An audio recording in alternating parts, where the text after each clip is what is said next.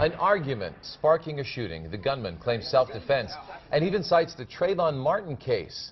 That man, Matthew Henkel, is now behind bars. And tonight, only on 4, the victim is talking about this controversial attack. Yeah, Channel 4 Action News reporter Marcy Cipriani sat down with Jamal Dixon as he recovers from his gunshot wounds.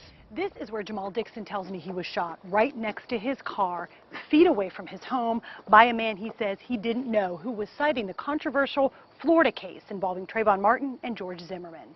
And he's like, Zimmerman made this right, and F Trayvon Martin, and F you. And like, I had my hands up because like it caught me off guard and I didn't know what else to do, like when I seen the gun come out. Jamal Dixon says the man on the other end of the gun, identified by police as Matthew Henkel, shot him repeatedly. From where I had my hands up, I had a bullet come in through my arm and come out this side of my arm. Dixon tells me the next thing he knew, he was shot here in the thigh and instantly fell.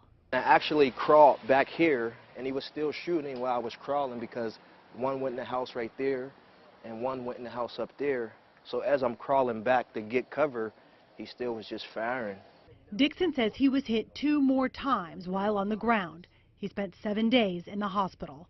The argument, he says, with Henkel started when Dixon confronted a teen after a basketball hit his car. Dixon says Henkel became confrontational. Police say Henkel claims he was defending himself and told investigators he was standing his ground, a law this state rep and longtime friend of Dixon's says should not exist. When you allow someone to just come up and shoot somebody and say, I'm standing your ground, that's an insult. That's an insult, because how do you defend that? Dixon says he never put Henkel in danger, that all he had was a bag of dog feces he just cleaned from his yard. Dixon says he was trying to calm the situation because his children were watching from the window. And although he says the shooting has broken his spirit, he tells me he has a degree in criminology and served in Iraq, and he refuses to let this fill him with anger. I can't hate anyone that lives in the United States because I put my life on the line for you.